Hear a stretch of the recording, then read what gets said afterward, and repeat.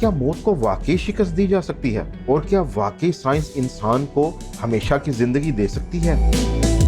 یا یہ صرف ایک خطرناک خواب ہے؟ اس دنیا میں جس کی لاش سب سے پہلے برفیلے ٹینکس میں منجمد کی گئی تھی، اس کا نام تھا جیمز بیڈفورڈ۔ 12 جنوری 1967 میں امریکہ کے ایک شہر کیلیفورنیا میں 71 سالہ جیمز بیڈفورڈ ہسپتال کے بستر پر اپنی آخری سانسیں لے رہا تھا۔ وہ گردوں کے کینسر میں مبتلا تھا، جسے ڈاکٹر لا علاج قرار دے چکے تھے۔ جیسے ہی اس کا دل دھڑکنا بند ہوا، کمرے کا ماحول بدل گیا۔ جہاں چند لمحوں پہلے خاموشی تھی، وہاں اب ڈاکٹر، انجینئر اور رضاکار سرگرم ہو گئے۔ یہ لوگ ایک ایسا بھیانک تجربہ کرنے والے تھے جو انسانی تاریخ میں پہلے کبھی نہیں ہوا تھا۔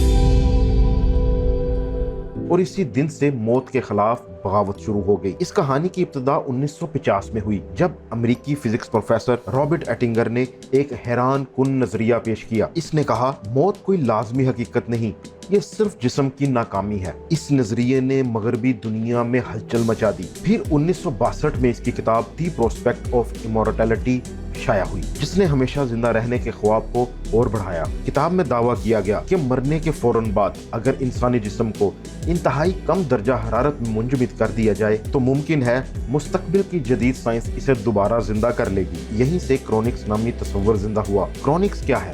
یہ ایک ایسا سائنسی عمل ہے جس میں مرنے والے کے جسم کو یا اس کے دماغ کو انتہائی کم درجہ حرارت میں رکھا جاتا ہے، اس امید کے ساتھ کہ اسے مستقبل میں دوبارہ زندہ کر لیا جائے گا۔ اسی نظریے سے متاثر ہو کر الکور لائف ایکسٹینشن فاؤنڈیشن نے یہ خواب بیچنا شروع کیا کہ موت کے بعد نئی زندگی حاصل کریں۔ اور جیمز بیڈفورڈ وہ پہلا شخص بنا جس نے اپنی لاش تجربے کے لیے پیش کی۔ اس نے اپنے آپ کو ان کے حوالے تو کر دیا، لیکن جیمز بیڈفورڈ کا کیا بنا؟ جیمز کی موت کے بعد فوراً اس کی لاش کو برف سے بھرے ٹب میں رکھ دیا گیا تاکہ درجہ حرارت تیزی سے کم ہو سکے، جس کے بعد سائنسدانوں نے خاص قسم کے کیمیکلز اس کے جسم میں ڈالے تاکہ اس کا جسم پھٹ نہ جائے۔ اس کے بعد اس کی لاش کو کیپسول نما ایک سٹیل سے بنے ہوئے ٹب میں رکھ دیا گیا جس میں مائع نائٹروجن بھری ہوئی تھی۔ اس کیپسول کا درجہ حرارت -196 ڈگری تھا۔ یوں جیمز بیڈفورڈ انسانی تاریخ کا پہلا فروزن ہیومن بن گیا۔